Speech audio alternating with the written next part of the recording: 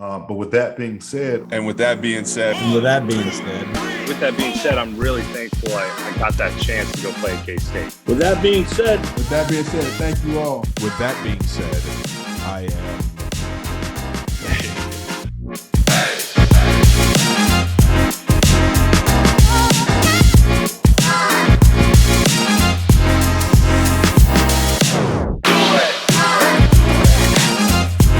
Nah, with that being said.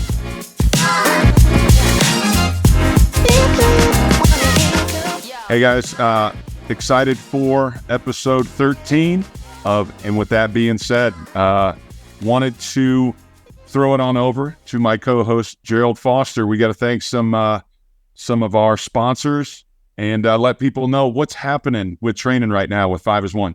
Hey, what's up, guys? It's just time for us to give our shout-outs. Thanks for Fix Sports and Monument allowing us to be in your facilities. Ray Crowler, tip of the spear with the blast shields you guys provided for us. It's been amazing. Clint Anderson, the Lineman Performance Association, you guys giving us the tools that we're able to use to be able to just make it a little easier on our guys. It's been great. It's been really good for us. Jaime, I know that you're running our Wednesday mornings. I'm running our Sundays out here in Colorado. If you guys are young guys out there, get out, come see what we got. Even if you don't want to come to us, tell us that you want us to come to you. We'll come figure it out. Hey man, this thing is mobile. And Gerald, you are rocking the best outfit right now. We can't wait for college football. There's going to be a lot of traveling going on, so we want to spend plenty of time getting from airport to airport to watch some of these games. So Zoa Energy drinks, we appreciate when we're a little lacking of sleep to hit the road, the official sponsor of the XFL and our podcast. But when we're down in Texas, we want to thank our sponsors, Hop and Sting Brewery and Vaqueros Texas Barbecue. Like you said, man, you're doing training on the weekends because I'm going to be all over watching college football. And then I'm doing the Wednesday morning. So if you want to get a little work in the morning here in Colorado, there's plenty going on. And once the season is over, there is plenty of expansion going on. We've got Georgia, we've got Texas, we've got Cali, and then here in Colorado. So lots of expansion for 5 is 1. This show, moms, dads, prospects, we're going to talk some recruiting this week. So we've got some special guests, some guys that are in the recruiting circles, Kyle Morgan, Alec Simpson with Catapult Recruiting Services. They're going to throw their knowledge at you guys on just kind of what the process is. So excited to have you guys aboard. Look forward to this next episode 13. Gerald, hard to believe. We got to 13. 13, man. We got to 13. And with that being said, let's get started. Hey, guys, welcome to our 5 is 1 podcast. And with that being said, excited to be joined by my co-host, Gerald Foster, in the house. Hey, how's it going, guys? Wait a minute. We do need to talk about the outfit. I mean, I know we're getting close to college football. I'm just kind of wondering who you're excited for this week, Gerald. What do you mean? Is there any question? It's about time for Nebraska to be out there. I've drank the Kool-Aid. We're in that week, the first week. Football's finally here. Thursday, we're going to be playing Minnesota, 7 p.m. Central Standard Time. I don't know. I might know when we're playing. I might know where we're playing. Hopefully we do well. Hopefully. If we don't, then I'm going to act like, that fan that's like, well, it's our first year with the new coach, and I'll jump on that bandwagon. If we kill it, then I'll be like, well, I always knew that our team was amazing. So it's a win-win. It's going to be a good year for us. Hey, the rest of us kind of followed suit because we all rocked the black shirts with the Cornhuskers today. So excited to talk some recruiting, some college football. We've got 2 representative of Catapult Recruiting Services. This is our Catapult recruiting special going on because this is the time that these high school guys are starting to get noticed. And wanted to introduce a couple close friends that are friends of mine that I've known in the industry for a number of years, whether coaching them individually or getting to know them while being a recruiter on the road. So first off, I wanted to introduce Alec Simpson. Alec is the California Scouting Director for Catapult Recruiting Services. And Alec, you and I go back, right? We got a little history back at Nevada, back in Reno. You were a baller back then. We do go way back, man. In 2016, you were recruiting obviously for Nevada, where it was the offensive line coach, and I was an inside backer as a true freshman over there at Nevada. So played under Brian Boyan there for a bit, but man, me and Coach Hyman go all the way back to 2016. So great people, and love what he's got going on with 5-1. Hey, you are you played at Pacific Palisades out in Cali, and yeah, my C-section, CIF, yes sir. Okay, gotcha. Played a little inside backer, and so when I was coaching the O-line, you were always that pain in the ass that was on the scout team, creating havoc and problems, running through the A-gaps. And I was about to say he had only nice things to say about you, and I was like, well, that doesn't even make sense to me. A linebacker with great things to say about the offensive line coach. Good. Hey, well, we had a good little bond. So you know what, Coach Jaime always show love. Appreciate it. That's the thing, man. You always want a great look, and you want guys to create havoc and problems on the scout team because you want the guys to get ready for Saturday afternoon. And so Alec was one of those guys that, you tell him to hit that A gap. Hey, man, it's on to create havoc, and he would do that. So coaches love him, and he was one of those guys. And being around Coach Polian, I think Brian was an excellent evaluator. And Alec, we can talk a little bit more about kind of how you evaluate talent. But I want to introduce your coworker from Catapult, Kyle Morgan. And Kyle is the Southwest Regional Scout, and he handles Arizona, Utah, Nevada, kind of a lot of that kind of forget New Mexico. In New Mexico also? Yeah. Hit that territory because when I was recruiting at the Air Force Academy, again, it was a new area for me. I was trying to figure out where to go. It was a tough time during COVID. And so, of course, I reached out to the Southwest Regional Scout in the area to say, hey, who do I need to go see? Who are the guys we need to go find? And Kyle was a tremendous resource, as a great evaluator. Number one, a ton of respect, an incredible family man. And we're going to talk about the connections in your family and how much football has changed your family and motivated your family. And your son Andrew is a player personnel director, or at least an assistant at the University of Arizona as an undergrad. And so Kyle, he's following suit just like I did. I followed my dad into the coaching world, and your son Andrew is really an up and coming star in the personnel industry, and excited to talk about him. So welcome aboard, Kyle. I appreciate you having me. Thank you. And Kyle also is a part of a apparel company that 7 On Apparel, if I'm not mistaken. Is that what it's called? Yep. Gotcha. The other appreciate guys, the plug. The little guys that are out there, not the 5-1, but we want to shout out that, you can't run ISO and duo every play, that you do eventually have to throw the rock a little bit, maybe stock some support safeties out there. But want to pub his company, 7 On Apparel, for what they're doing. And what's the number one selling T-shirt, if I'm not mistaken, from 7 On's gear? That is the Run Power shirt with the Run DMC logo there. So gotta give you credit where credit's due. Somebody's got to make the holes for these touchdowns to be scored. Gerald, I think you could rock that with the bucket hat. What do you think, man? Look, I'm gonna have to go and give me one. It sounds like a shirt that I'd wear. Send me your size, and I'll hook you up. We get that. That's easy enough. I'm gonna text that right now. I don't know. This is gonna be a perfect podcast. I'm getting free stuff. I'm happy. Hey, the hat looks good on you. Hey. So we might have to do a cross promotional with 7 On and some 5-1 to get some gear out there to all the coaches and players out there. But this is high school football season right now. It kicked off last week or so. Alec and Kyle, you guys are seeing players all over the West Coast. Catapult does a tremendous job about getting players exposure to so many different college programs. Alec, you're the California scouting director. Can you give us a little bit of insight to what Catapult does, how they connect players to coaches, and who are some of the clients that Catapult has that are reaching out to find players? Sure. Catapult is a collegiate scouting database. It's NCAA verified each year.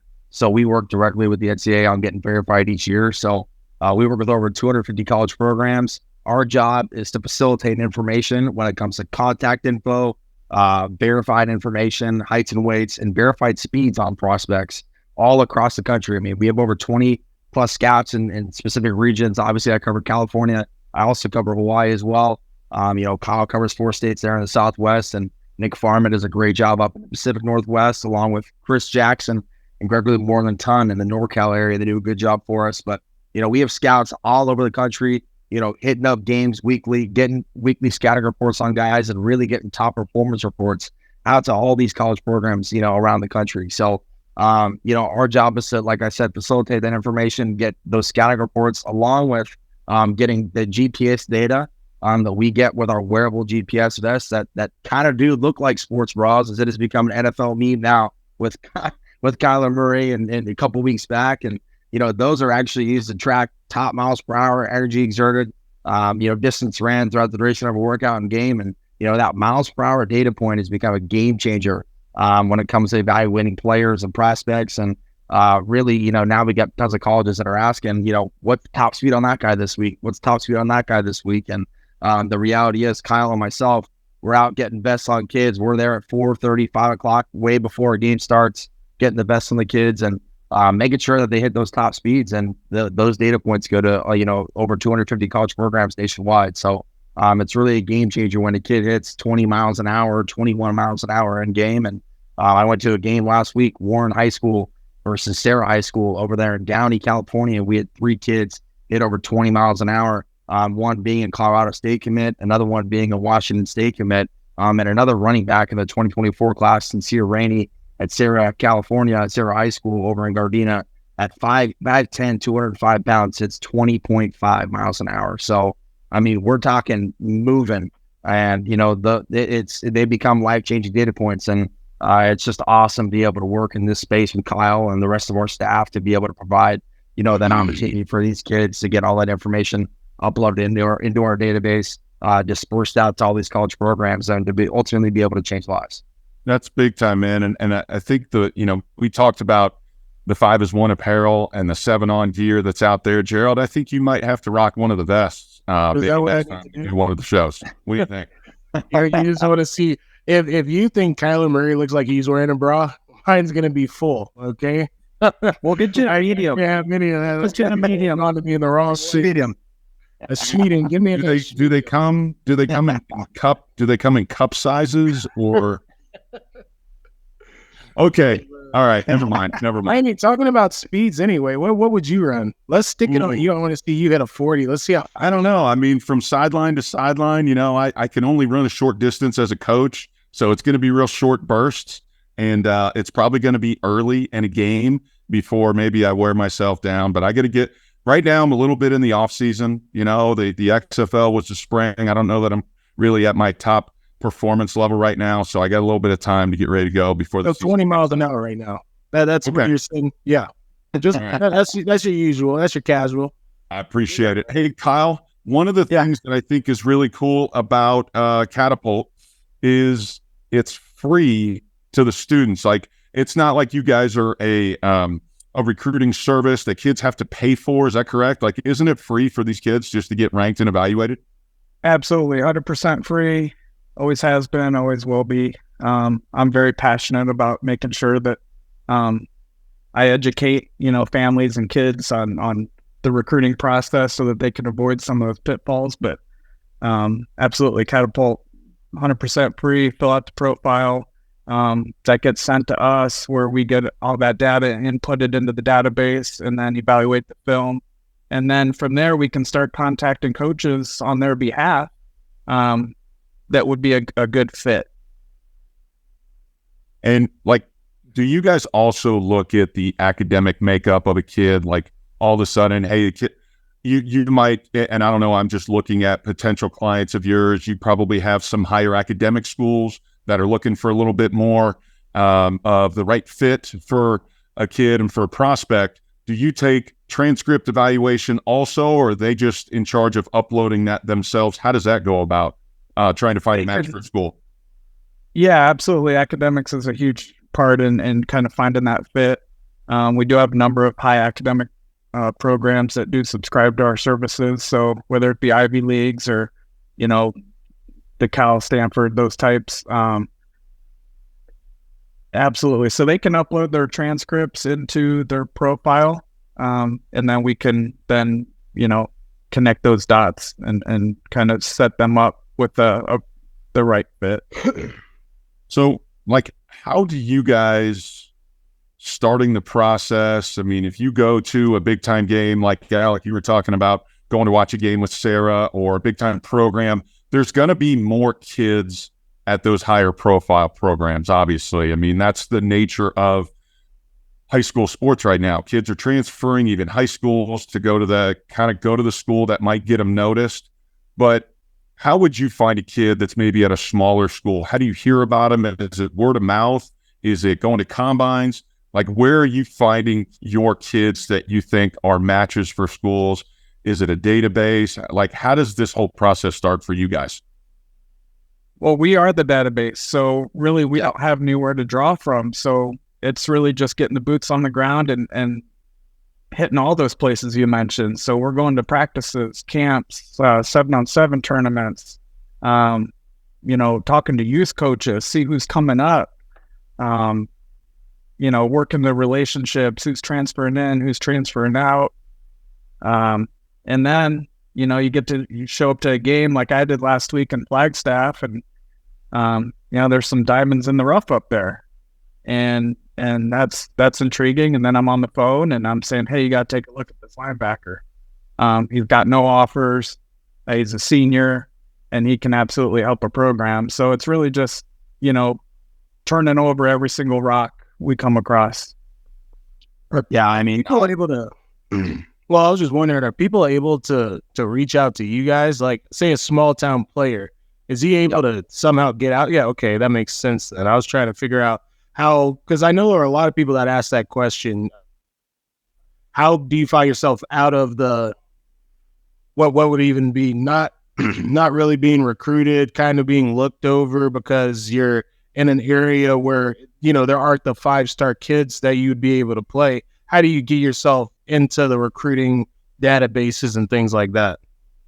Yeah, I mean, that really goes from us doing a ton of research on Twitter. I mean, Kyle and I and the rest of our staff are scraping Twitter every day to find these kids. I mean, Twitter is the name of the game, and the right way of the name of the game when it comes to really getting your name out there, putting your initial, you know, feel for college coaches out there that you're available as a recruit. So, you know, we're constantly looking at Twitter, you know, looking at what other journalists are saying in different parts of the state and country, wherever we're at. And, you know, just trying to find as many resources as possible to find these kids. And we use every outlet, every, you know, scenario to find these guys. And, you know, I've found kids at times and, you know, the middle of Merced or, you know, in the middle of Hillmar and in the Central Valley area and, you know, up in the Central Coast. I mean, there's kids all over the place that you just wouldn't think are ballers, but then you go look at Lemoore High School and they got a couple Division I kids over in that Central Valley area. I mean, there are dudes in these little pockets of places. And, you know, like you said, Gerald, yeah, they do reach out to us and ask, you know, hey, can you watch my tape? Can you give me the evaluation? And, you know, we're happy to do that on a daily basis. So, you know, that's another part of our jobs is to interact with these kids, let them know, hey, we're a huge, you know, presence in this recruiting space. And we're happy to help out as much as we can when it comes to getting their names out there, getting them their exposure. I'm sorry. So with that being said, you should never pay for a recruiting service. Correct. Ooh, Amen. Beautiful right there. You guys are funny. You don't need to pay. I mean, you know, you guys are just trying to help facilitate. You're trying to connect the dots from the prospect and the parents to the coaches to find the right fit, right? I mean, to be able to find those kids, like, let's get into it. Like, let's say a kid's just getting started. Maybe they're just starting their first year or they're wanting to play college football and they have the potential to maybe be a group of 5 type of player or a 1AA caliber type of player. They have that potential. What would you guys advise kids and parents to do? Like, let's cut right to the chase. Like, I'm talking to some parents with our training that we do with 5 as 1, and they're kind of like clueless for the process. Well, how do we get this started, coach? I said, number one, you got to go make yourself available to coaches. You better you better reach out and you better have gone to their camps. You better show up at a game. You better reach out and say, hey, coach, I want to come to your game this weekend. How can kids, I don't want to say sell themselves, but how do they create a dialogue between themselves and a recruiting staff at a college or an area recruiter? Alec, you want it?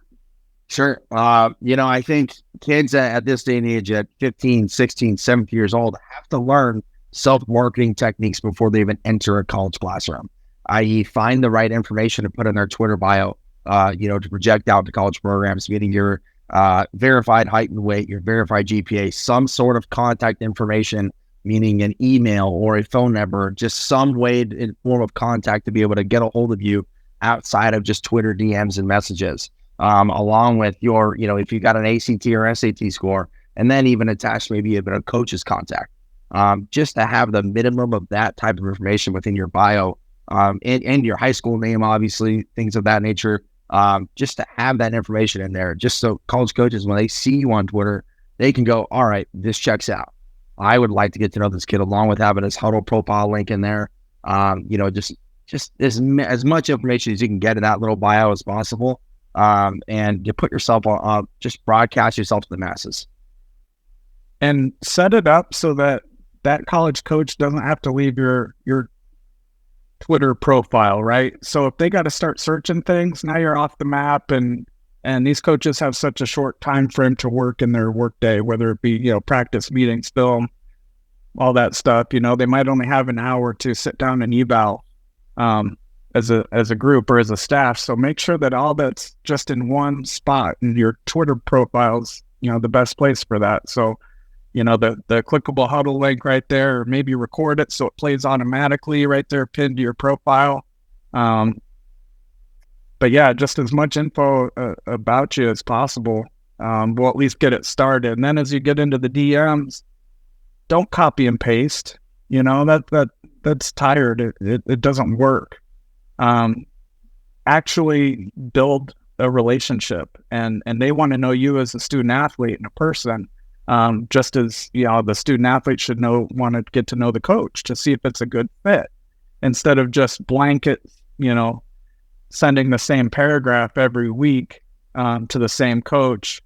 And I've been sent the same copy and paste ones too, and like, hey, Coach Taylor, please take a look. And I'm like, well, I'm not Coach Taylor, but good luck. I kind of call them out, like, look, man, you can't be doing that. So just be genuine. At the end of the day, like, it's got to be a right fit. So make it the right fit, and don't try and, do the square peg in a round hole type thing with recruiting.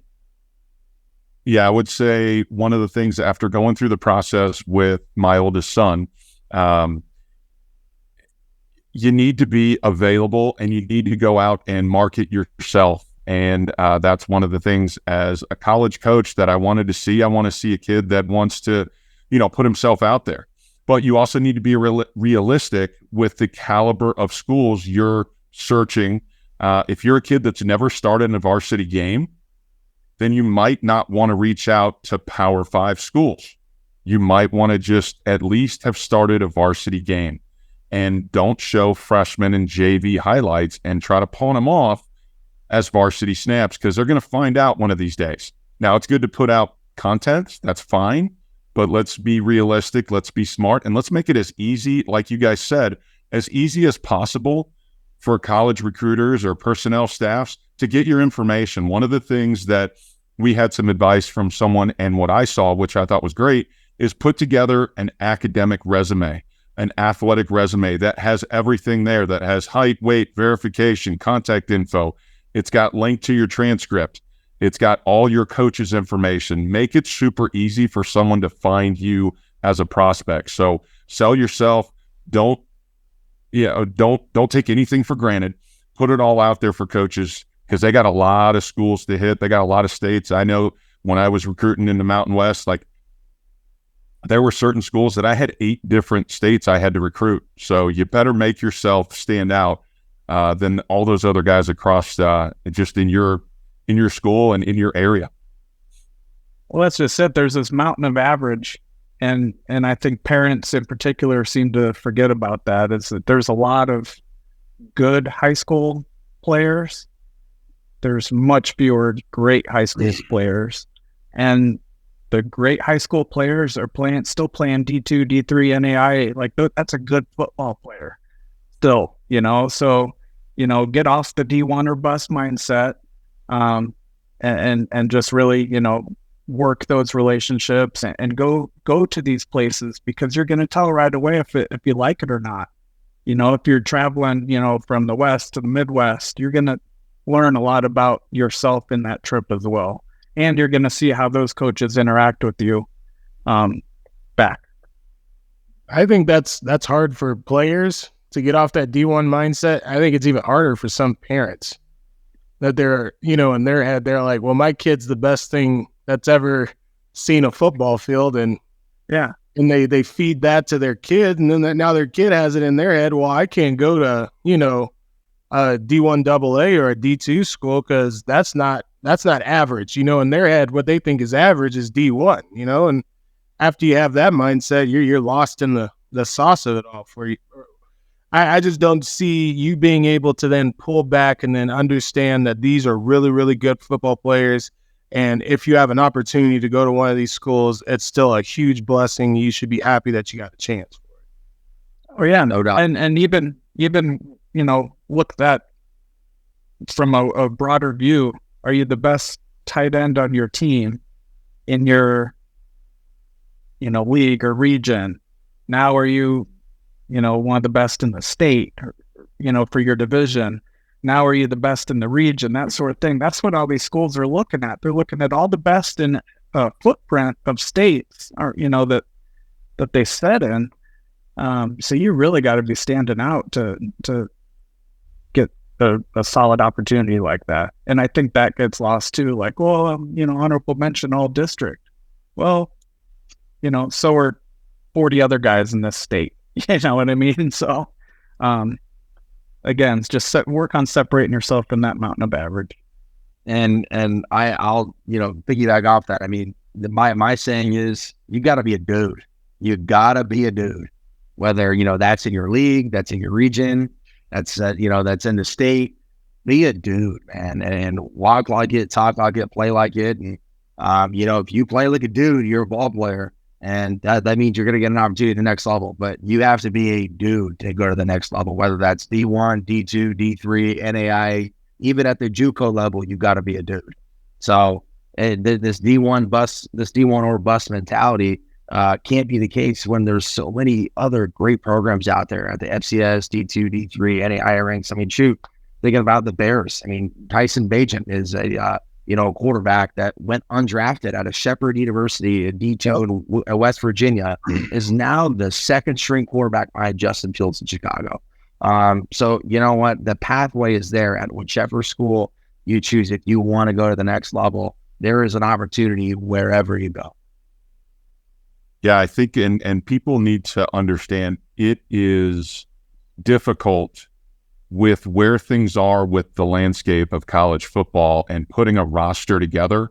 We're still on that tail end of the COVID recruiting years, and the last couple of years, I think people don't realize there's less spots for high school kids. You still have super seniors on rosters right now, guys that are coming back for their 6th year of eligibility. And it's getting harder and harder because of the transfer portal. Coaches need immediate help. Now, you can't go all in on transfers all year, and that's your whole class unless you're, maybe try to rebuild a program. But there's less and less opportunities. So I think kids need to be a little bit more realistic that, maybe you're choosing a school, but it's not the school that you may not graduate from. It's okay. Just go and try to go find a home and make a good impression on the coaches that are there, because you never know, those coaches might leave. And you see coaches in different polos every year. You guys probably see it all the time. You are talking to a coach one year and the next year they're at another school, and then they end up taking all the kids that they signed with them. I mean, it's about building those relationships, but those kids coming out of high school, it's less and less opportunities. Do you guys have any advice for those kids, or how rosters are still impacted from COVID and now the transfer portal? I mean, the portal, I think, is a good thing for that immediate help. As far as like saying like, oh man, it's so hard to put together a roster these days, I almost feel like it's probably a little bit easier because there's, say what you want about it, but there's tampering going on, right? If you got to go get a guy, schools are going to go get a guy. And then they go to the portal and they already have a home a day later. Weird how that works, but it is what it is, right? And so you can go get those immediate needs. And even if you miss on a high school prospect, you still have that portal option, you know what I mean? And then, instead of swinging for the fences with the high school prospect, you can kind of take maybe a shot at someone, that say, hey, this guy's fringe, but hey, what do we have to lose? If we don't like him, we can push him out in a year. So I kind of feel like there's no better time to build a roster than right now with all these tools going on. So, but as far as like limited opportunities and that, I mean, probably quarterback's going to be the worst because that they're going to go get a portal guy and one high school guy. And that's just tough. Now you got to be the high school prospect to play at said college. You know what I mean? Knowing that then next time the portal opens up, you're going to try and be recruited over again. And then the next class is coming through. So quarterback is the wild, wild west, I think, in the portal era. But it is good seeing kids get opportunities, to freely move about and play more. I mean, shoot, we could get into NIL and all that stuff and how they benefit from there, but that's probably another podcast. But it is good to see these kids get these opportunities. And I think, as these super seniors start to go away, I don't envision the high school classes getting any bigger. I think we're kind of set where, it's going to be maybe 10 to 15 high school kids, maybe, 10 to 15 transfers, that sort of thing, to fill out a class. It's real quick. I'm sorry. What advice would you have for a kid maybe going in as a high school kid and then all of a sudden they grab a portal player that's a couple of years older than you? You guys, I'm sure you've had those conversations. You meet those kids, you get to know the families, and then all of a sudden it's like, oh man, coach or Kyle or Alec, hey, they just keep recruiting over me. If it happens repeatedly, you got to kind of think about, hey, maybe I need to go somewhere else. But like, I'm sure you've seen kids just say, hey, just stick it out, go compete. Don't all of a sudden run for the first exit just because they loaded up on their roster. Like, believe in yourself and believe in the place that you're at. I don't know. Have you guys had some experiences the last couple of years with kids that just, hey, put your head down and go to work instead of looking to leave all the time? That's, I mean, the portals has changed the college football landscape of recruiting and scouting forever. I mean, when I played ball with you, I mean, we were in Nevada, there was no portal. There was, you get JUCO guys and you get grad transfers and you get your high school kids, and that's the way you build your roster.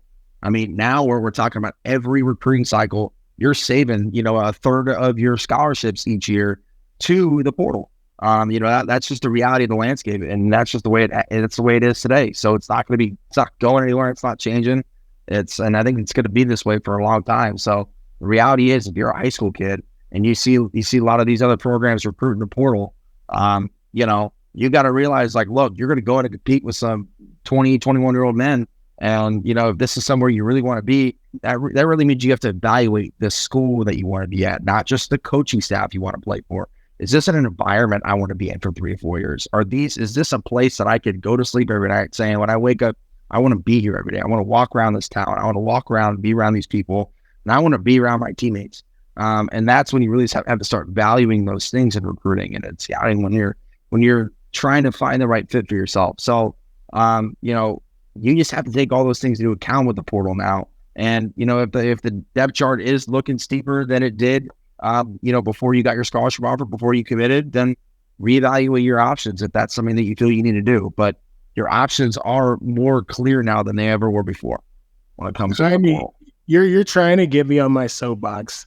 I mean, that question, you literally tried to set me up to come in here upset because I'm already going to start it.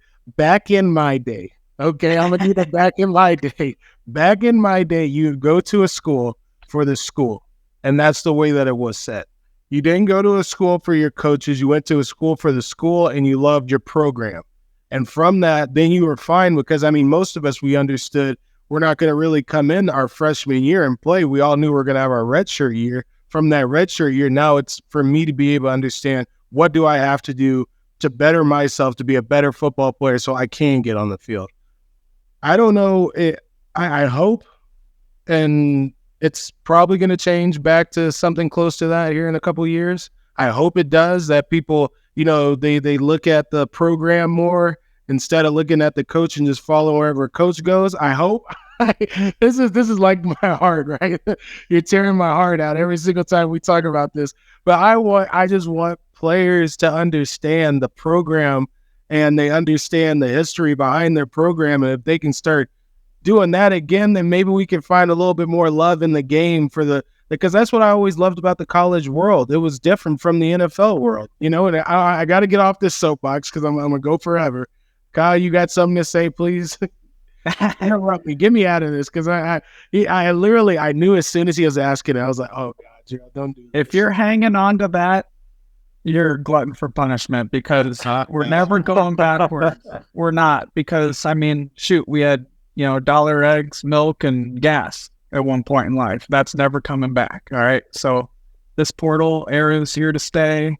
It's developing a mindset within these kids during the recruiting process. And as long as they can freely, you know,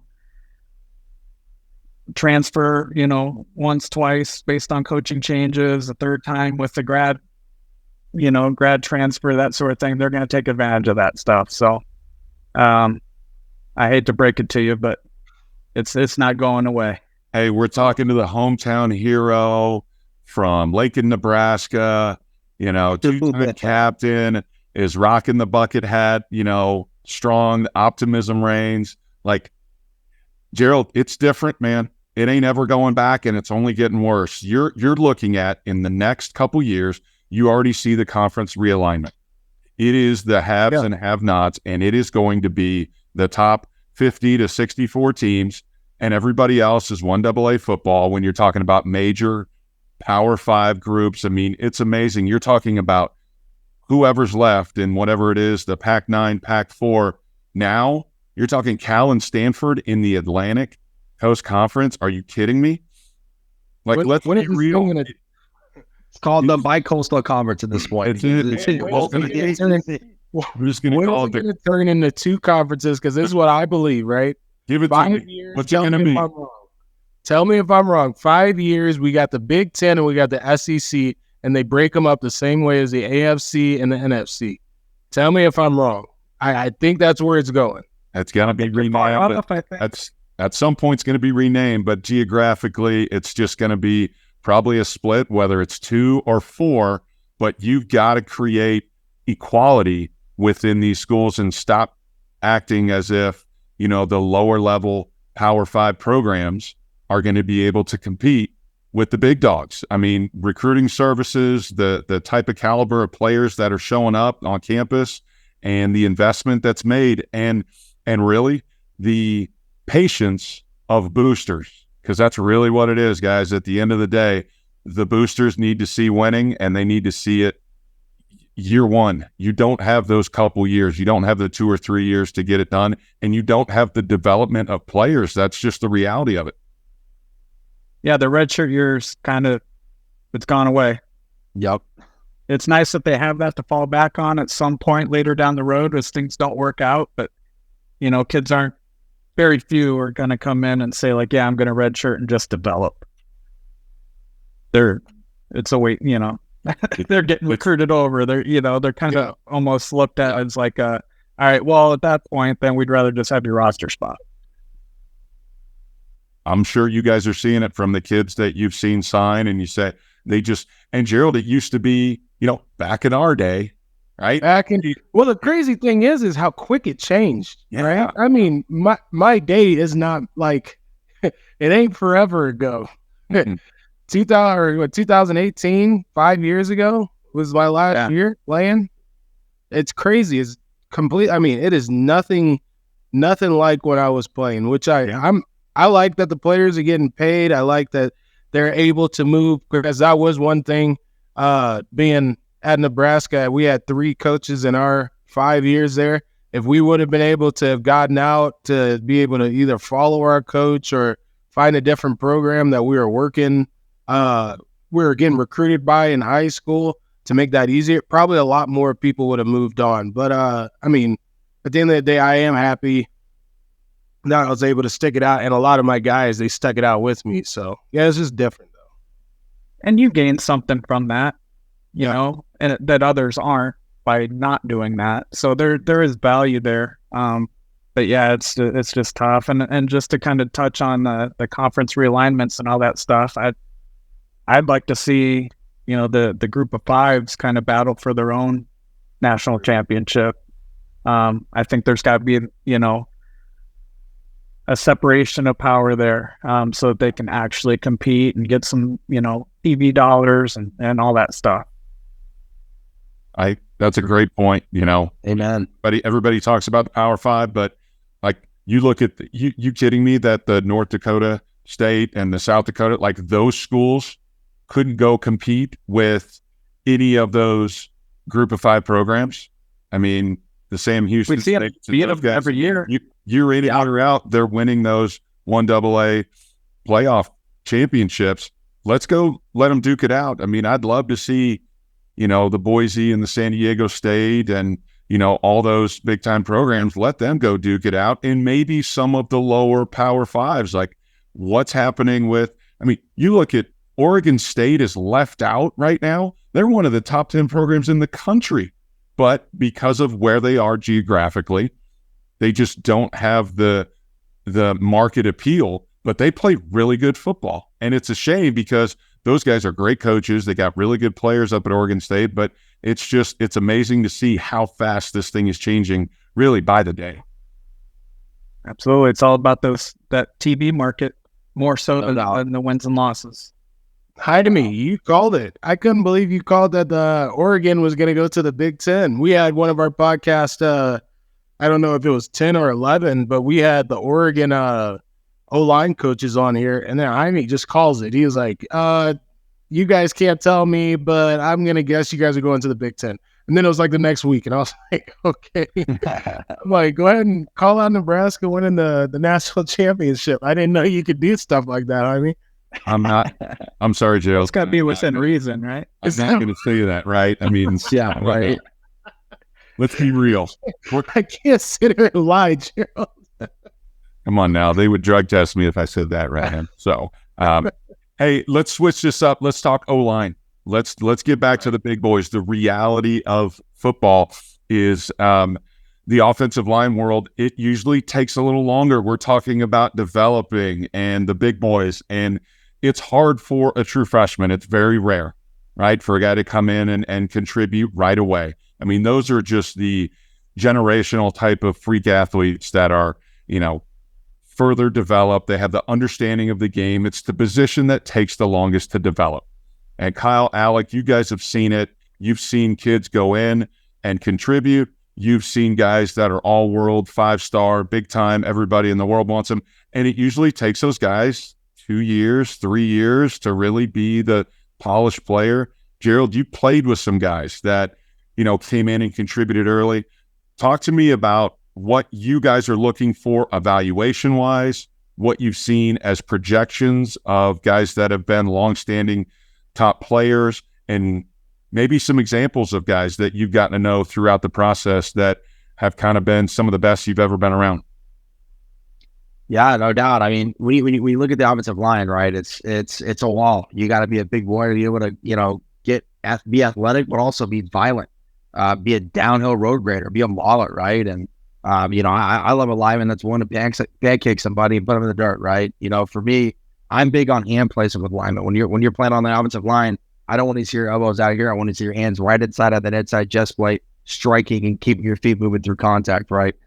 Really big on pad level. Also huge on knee bend and footwork, right? If your feet are, stuck in mud and pass pro, then clearly you need to work on your feet, right? And when it comes to being a downhill mauler, right, are you a guy that's just pushing dudes out of the way? Or are you somebody that's really willing to impose violence on another human? And that is the game of football. That's what it's all about. It is a game of violence. It's a game of, just true, who is the biggest man on the field, who's the toughest guy out here. And, those are the types of guys I look for in offensive linemen. And, I guess the two dudes from my time scouting the last couple of years with Catapult, one of them just that comes to mind is Ernest Green. I mean, Ernest was out of St. John Bosco, ended up signing with Georgia late in the cycle, and is now their starting right tackle, I believe, over at Georgia.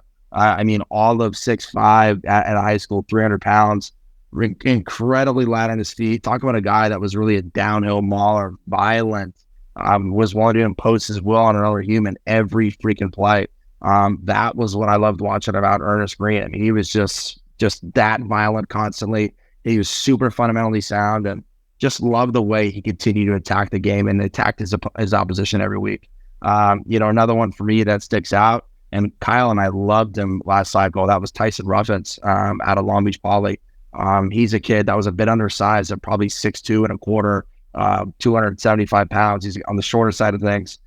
Just ended up signing with Nevada late year a couple months ago. Was really kind of filtering through some college options. But we talk about him, a fundamentally sound offensive lineman, a guy that will probably make an early impact in Reno, over with the Wolfpack. Tyson Ruffins is that guy. I mean, just terrific pad level, great knee bend, a very athletic build. Somebody that's willing to be athletic and pass pro. And when the run game comes on, he's mano a mano, ready to put somebody in the dirt constantly every play. Love the way he stayed square on his opposition too. I really am big on guys with their ability to stay square on opposing defensive linemen. That's huge in the evaluation for me as well. So those are the two guys, I think, for me that I've seen that I've been like, talk about a fundamentally sound lineman. Ernest Green, Tyson Ruffins. Shout out to you boys. Go kill it in Reno, Tyson, and go keep killing it, Ernest, over in Georgia and Athens. Well, you took the words right out of my mouth, Alec. I had the opportunity to watch Ernest during the COVID year, the spring season. I think it was 4-game season. I was covering Southern California at the time and went out there and just watched Trinity League for a couple days in a row, and got to see him live, and that was obviously impressive. And maybe somebody that translates to guard, in the NFL type thing, but obviously getting it done at a high level with a good program. And then Tyson Ruffins was just kind of the epitome to me, and something that I preach a lot is size isn't the skill necessarily.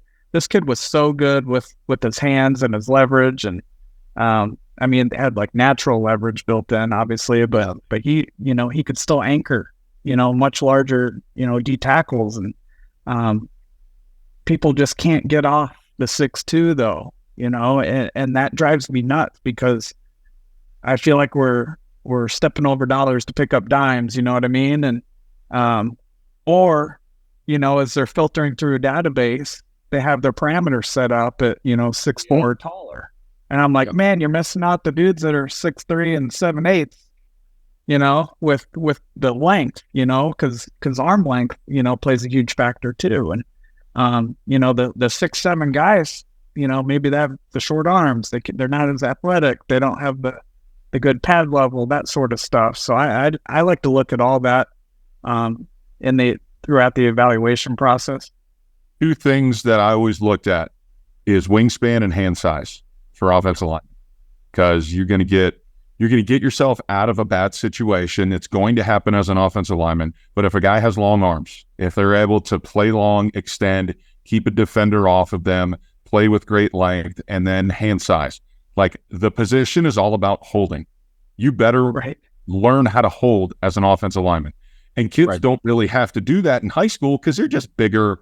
The premier kids, the top, maybe some of the top ranked kids, they're just bigger and they maul guys. But when you go to the next level and you play someone equal size or a little bit more athletic, you better learn to hold. You better put your hands on. Alec, you talked about having hands in breastplate and being able to latch on. Gerald, that was one of the things that you were so good at.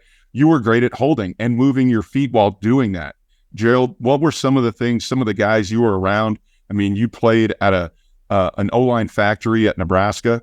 I'm sure you probably got some dudes that were like more ready-made, ready to play, as opposed to some of those developmental guys. Yeah, no, definitely. I would say the one thing that kind of sticks out from the guys that I knew, they didn't need any, they didn't need like the time to get bigger. They didn't need the time to get their footwork and all that stuff down. Those are usually the guys that were 2, maybe 3 sport athletes that were already that size that everybody wanted, right? They were already the 6'4", 6'5" size. Now this guy not only does that, but he's got great knee bend because he does wrestling. Or there's a 6'3", 6'4" guy or 6'5", 6'6" guy that played basketball. So his footwork, he's real light on his feet. He's able to move around really well. It's usually somebody like that another sport was allowing them to be able to carefully make themselves an even better player. That knee bend, I obviously will give it up to wrestling, but being able to have that quick footwork, something that basketball always it allows you just another opportunity to do it. Stuff on the football field, I feel like you kind of get caught into the robotics of O-line when you're doing all the drills, and I try to teach all the young guys, I'm like, be as fluent as you can. I have rules, but these rules can't put you in such a tight box that you don't play the way that you should play, the way that your body type should play. And I think the guys that understand that fluidity, those are the guys that get out on the field early. Those are the guys that, if it's not going to be year 1, then they're year 2, 1s, 2s. They're going to figure out a way to get out on the field just because they've adapted to the game and they understand what it's like not only to be a big person, but to be an athlete out on the field. And the athletic stuff, I feel like when you get into college, you finally start getting taught, okay, let's not only have the running backs do all the drill work with their footwork, let's have the O-line do it, because obviously everybody needs it, and that's what's going to build you into being a better player. So that's what I would say from all the guys that I played with and all the guys I've seen come into the school. And I guess the one that I should always bring back up is you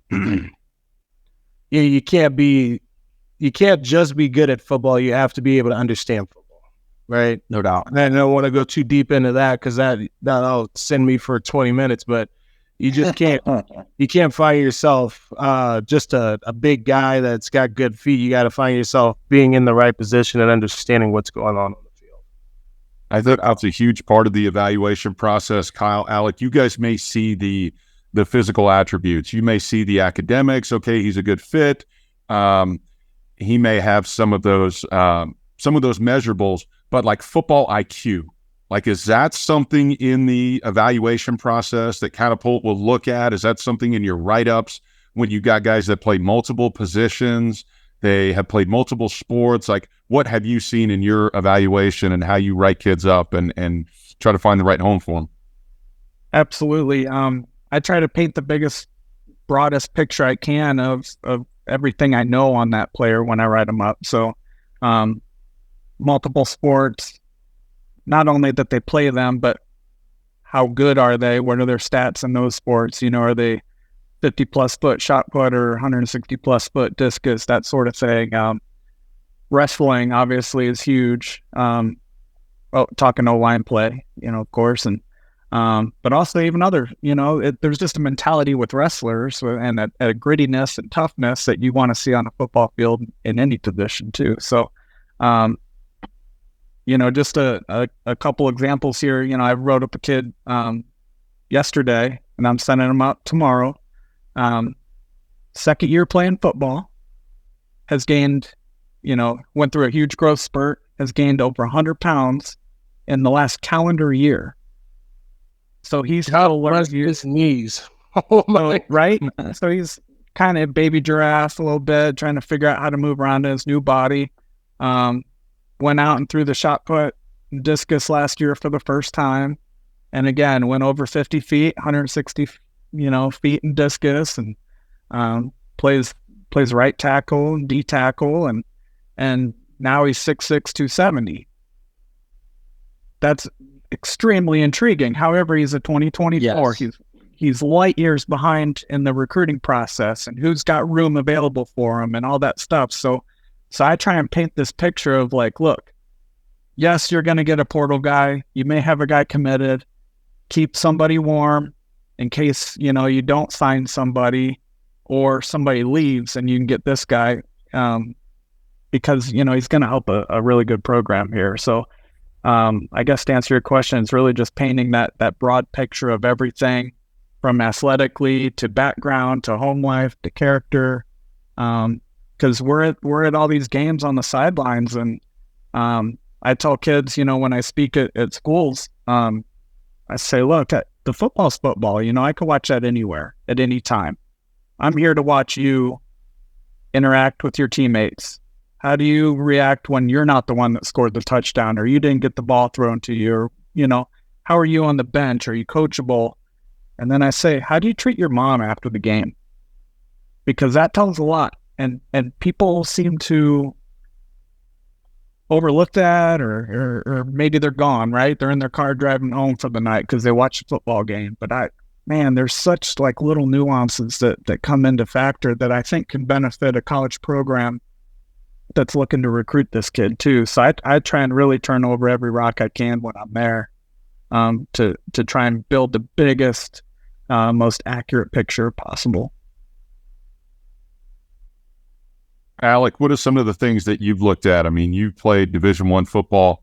Some of those kind of key components, maybe not the measurables, but, you know, getting to know a kid, what makes him tick, how much do you take the coach's advice?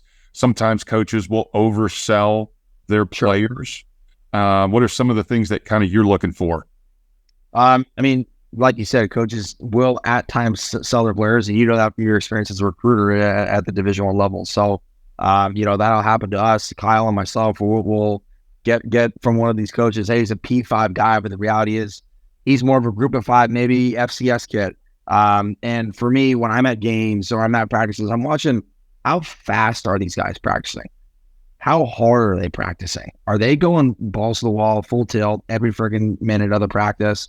You know, told the practice is done, or are they kind of jogging, you know, to the huddle? Are they jogging to the football? Really, I'm all about how guys compete. And are you going to compete not only on the field with your guys, but are you competing in the classroom?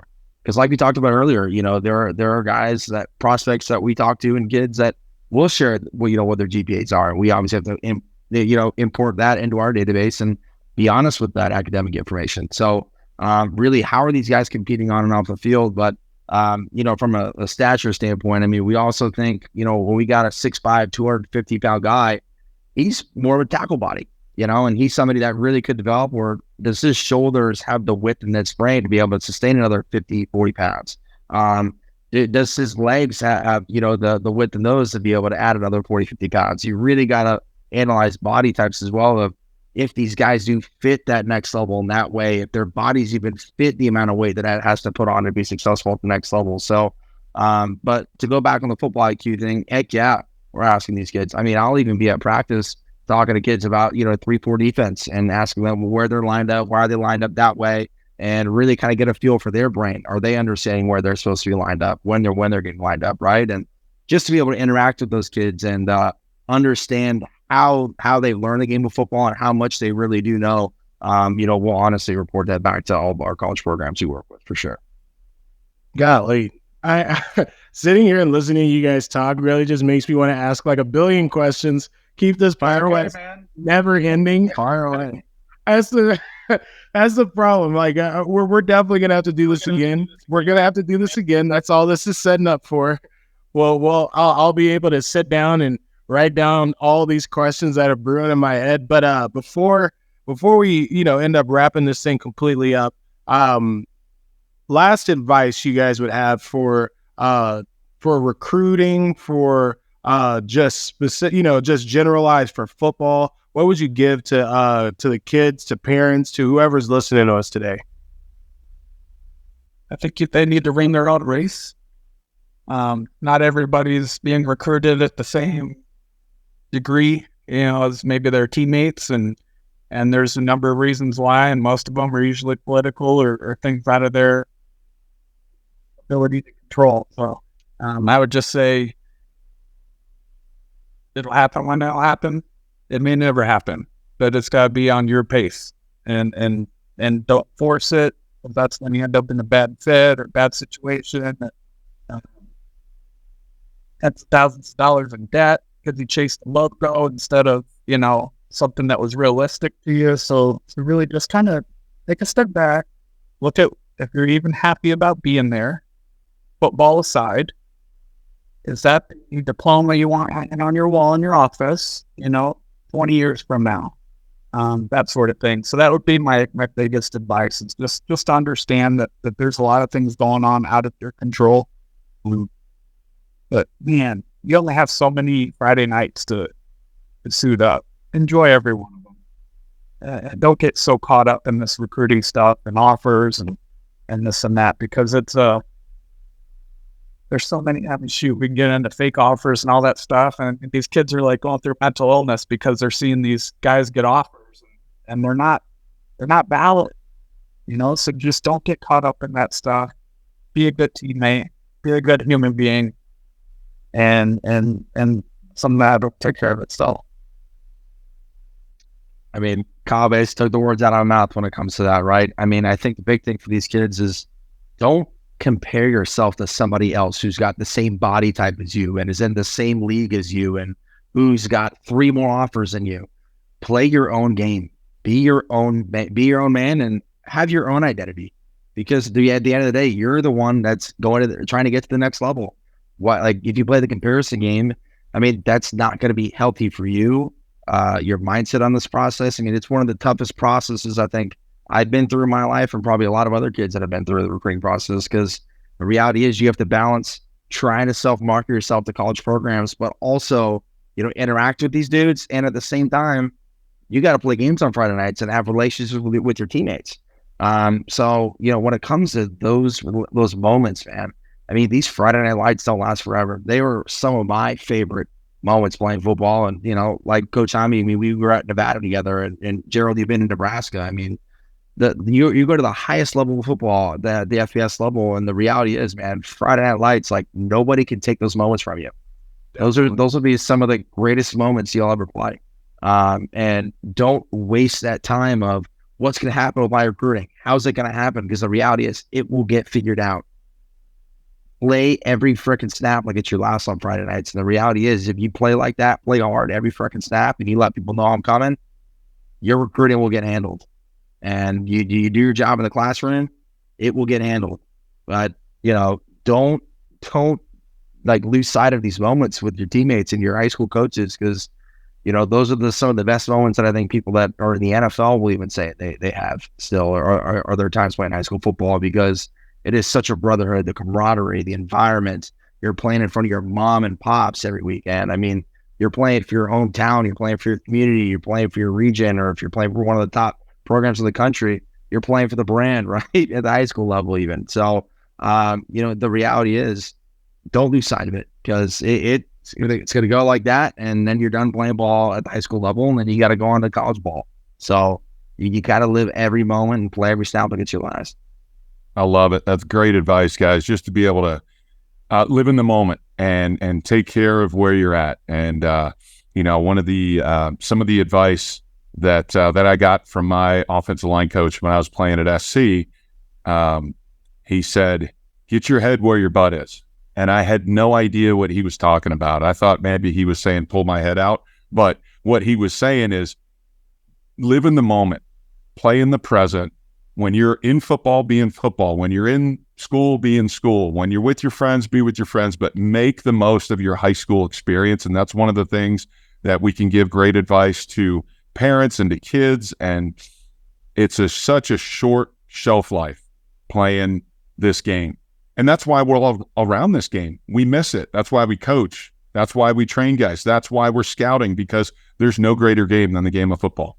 And it's such a small window that everybody wants to be around it, whether it's playing, coaching, evaluating, whether you're working the concession stand or being the announcer or doing the chain gang as a parent. This is awesome. Friday Night Lights, there's nothing better, because really beyond that, it's a business. And so enjoy your high school opportunity. Parents, let it happen. Don't try to force something unless it's naturally happening for your child. So Kyle, Alec, love having your insight. Love what Catapult does to help open up avenues for student athletes across the country. You guys are free for student athletes, 20 plus scouts all over the country, 250 different clients at every different level. It's great to see what's happening. And I know you have a sense of accomplishment when all of a sudden you connect a prospect to a school, and all of a sudden you see that kid playing on Saturdays. That's got to be a pretty awesome feeling. No doubt. Couldn't agree more. You know, when you see a circle like that, I mean, that just makes me feel so good when kids get opportunities that maybe you helped initiate. Like I said, we'll never tell somebody how to spend their scholarship dollars, but if we can put somebody on their board and it sticks, that's a good feeling. No doubt. Gerald, you got anything else for the guys? Not in this one. They said we're going to be back for round 2, so We'll be back. Anytime. This is a lot of fun. We will have to do it. And, it's always about the big boys, the offensive line. Appreciate the insight and what you guys can bring to the table. It's really a unique perspective that you guys have. Love what you're doing. And, keep looking for those maybe developmental guys, like you talked about, a guy that's going to grow, that's not already the finished product, because it's the position that really takes the longest to develop when you talk about just physically, but understanding the game mentally, and then just the sheer time and the investment that it takes to learn the fundamentals of offensive line play. So I think Kyle and Alec understand how unique the offensive line position is. And with that being said, we appreciate having you guys on. Appreciate it. Thanks for the time.